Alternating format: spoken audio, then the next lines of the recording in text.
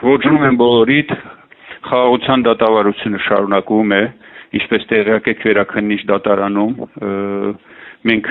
իհարկե շատ լավ հասկանում եւ բարձ դիտակցում ենք, որ սա ֆորմալ բնույթ է կրում եւ այստեղ որևէ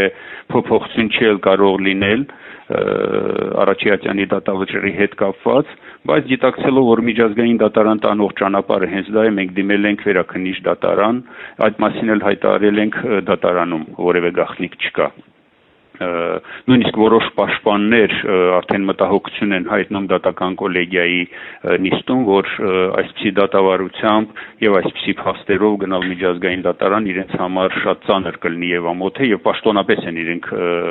դատական ամբիոնից հայտարարում եւ չեն ուզում որպեսզի այս ձևով այս ընթացքով գնան միջազգային դատարան եւ պարտվեն։ Ինչ կլինի այլ հարց է։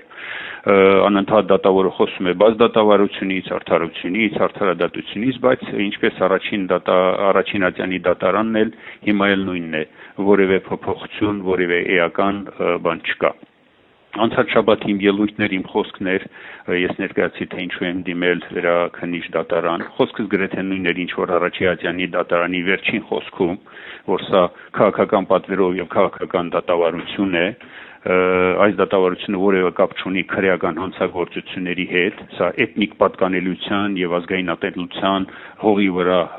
դատավարություն է եւ այդպիսի մթնոլորտում է ընթանում եւ որ Արաչյանի դատավարությունը դատարանը ուրեմն Ադրբեջանի Հանրապետության քրեական դատավարության օրենսգրքի կոպիտ խախտումներ է թույլ տվել, մարդու եւ միջազգային իրավունքի կոպտագույն խախտումներ է թույլ տվել։ Խոսքս բնականաբար ընդհատվում էր դատախազների եւ նաեւ դատավորի անհիմն միջամտություններով, բայց ինչևից է ամեն ինչ ավարտին հասցրինք եւ հոդված առ հոդված անդրադարձա, թե ինչպիսի, այսպես ասած, զրպարտություններով եւ ձևակերպումներով առանց ապացույցների, առանց կոնկրետ փաստերի կայացվել է դատավճիռ։ Ընտրվել են Ադրբեջանի Հանրապետության քրեական օրենսգրքի հոդվածներ եւ կոպիտ ձևով ոչ միայն ինձ, այլ բոլորիս կպցրել, այսպես գործը կարել։ Ես նույնիսկ խոսեցի, որ սա կարված գործ չէ, այլ կարկատան է։ Օրինակ 93 թվականի ծնված անձին վերագրում են 91, 92, 93, 94 թվականի ռազմական գործողությունների համար կասկածանք եւ իբր թե դատարանում էլ այդ ամենը ապացուցվել է եւ վճռի մեջ էլ արտացոլում եւ կայացում վճիռ 15 տարվա ազատազրկում։ Այսպես է ընթանում, ինչպես ասել եմ Արաչյանում, նաեւ այստեղ հստակեցրել եմ եւ հստակ հայտարարել, որ սա հայ ժողովրդի եւ հայոց պետականության դեմ բացված դատ է հստակ ռազմավարությամբ եւ հեռահար նպատակներով։ Կարևորը մեր ողջախոհությունն է, համբերատար եւ նպատակասված մեր քայլերն ենք անում, արժանի ելույթներ ունենք, իսկ միջազգային դատարանի եւ միջազգային ատյանների հետ կապված ընդհանրապես քմծիծաղով եւ արհամարական են վերաբերվում։ Ամենածանրը այն է, որ մեր երեսին ուղղակի շպրտում են այսպես մտքեր, որ եթե ձեր իշխանությունները ոչինչ չեն անում եւ շահագրգիռ չեն ձեր վերադարձով, ինչ եք ուզում միջազգային ատյաններից կամ դատարաններից, ինչ կարող են նրանք անել։ Սա է վիճակը։ Արդեն լուրեր են շրջանառում, որ հավանաբար Գերագույն դատարանը մեր գործերը չի ընդունի եւ փորձում են կանխակալ իրավիճակ ստեղծել, որպեսզի որևէ ձևով արհեստական այսպես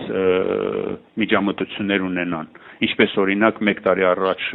դեռևս մեր լիազորությունների հետ կապված հարցներ, որ 2025 թվականի օգոստոսից թե իմ, թե նաեւ որոշ մարդկանց լիազորություններ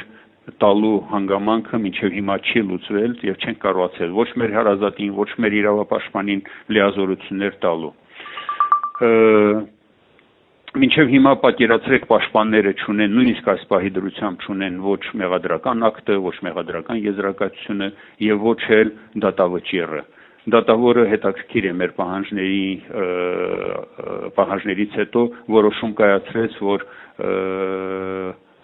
էլեկտրոնային տարբերակով